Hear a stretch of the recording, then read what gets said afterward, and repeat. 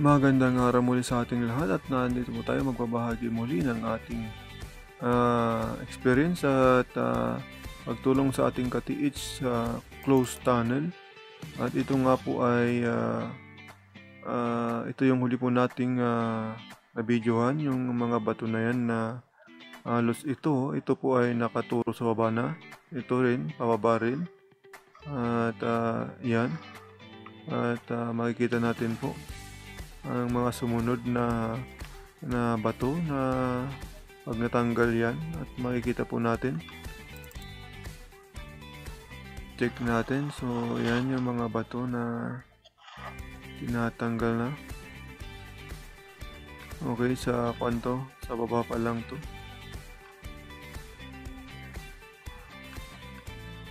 Palalim po yan na bato.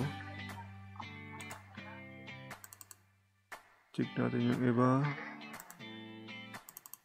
Pass na lang yung iba kasi pinabidyo ko lang.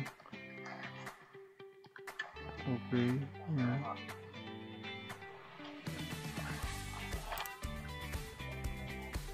Yan yung mga pababang mga bato rin. Ayan. Yung pababa kaninang bato. Natanggal na yung iba. Okay. So, going down po tayo. Sinasabi po niya ay going down. Yan.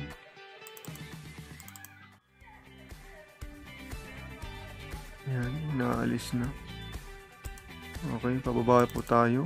So, mag-vertical tunnel tayo ulit pagkatapos ng horizontal tunnel.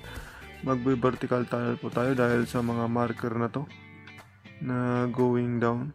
Arrowhead po na pababa. Tignan po natin.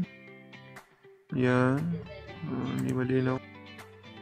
Hanapin lang natin yung mga pagbabasyan natin. Also, mag-ingat yan naman. Booby trap na naman yung sinasabi nito.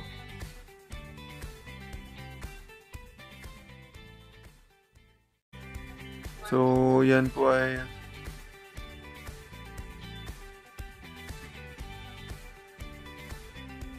ano ba to? Ayun.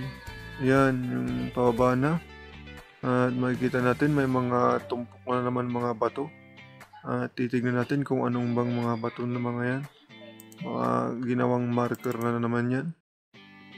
So, ayan.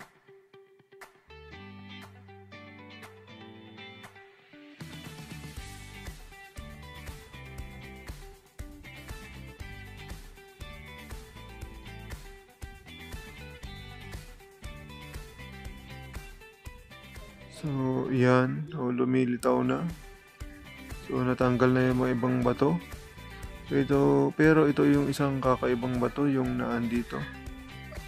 So, tingnan natin yan kung ano yan. So, yan, makikita natin, letter D. Okay. So, pa-letter D siya na bato. So, ibig sabihin yan ay undernet, or under. So, nagko-confirm din na nagsasabing under yung pupuntahan natin.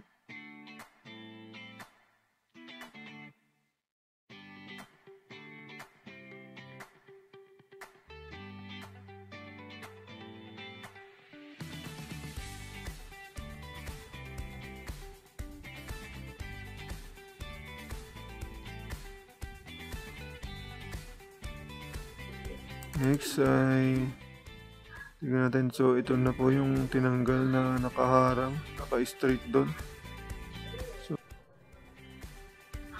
So, yan na po yung letter D na bato na sinasabing under.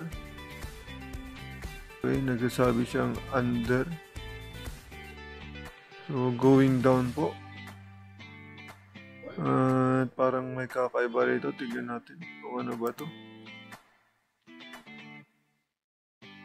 Oh, ito na. Nabaliktad na. So, isa siyang parang shell pala na may buntot at merong paa. So, parang ito ay isang shell ng parang pagong. At yan. So may tinuturo po yan. Pero I think ito ay